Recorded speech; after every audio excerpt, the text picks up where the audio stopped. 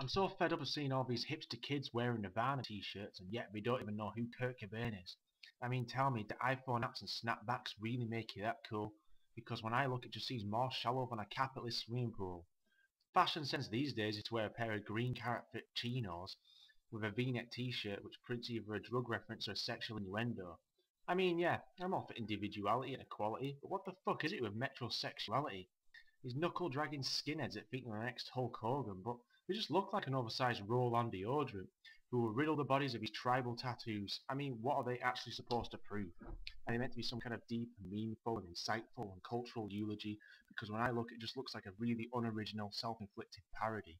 And what they don't know is because they're so full to the skull of testosterone is that their vain, arrogant and ironic dress sense makes them look a hell of a lot like Louis Spence. Then there's that other girl who actually looks alright from behind until she turns around. It's like, whoa, bitch, I can see your fake tan line. But what's more alarming and very condescending is the fact that she's wearing a t-shirt that in foot-high letters prints the word geek. But I can tell she's never even touched a book before her entire life, which to me just implicates that she's socially weak. And every Facebook status you'll ever make will either be YOLO or a quote from Marilyn Monroe, and my newsfeed will be taken up with thousands of photos of her trying to do some annoying, cute little duck face. But to be honest with you, love, you look like Kenneth Williams when he's had a really bad prostate. Then there's all the metalheads who listen to nothing but Pantera and Metallica, and yet have this notion of themselves being open-minded just because he went out and bought one album by Jay-Z. Nice one, boys, but come on, it's like the hip-hop equivalent of Bon Jovi.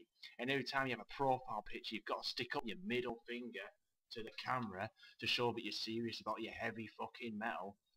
But to be honest with you, mate, with that face, you look like a bulldog which has like come off a nettle. And then there's all the so-called punk wannabes conversing together about how much they hate David Cameron and capitalism, yet they all own Blackberries and they're all drinking Sailor Jerry's.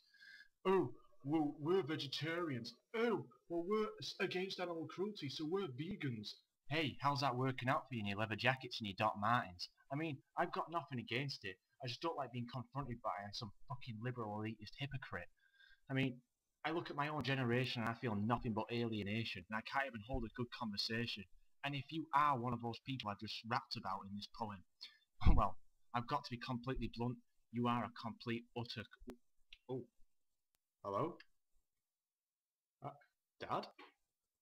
What's up? What?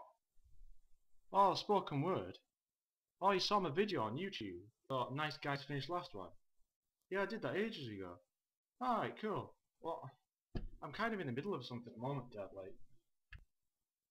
Yeah. Yeah, I know I was wearing a Margaret Thatcher t-shirt when you saw me on that video.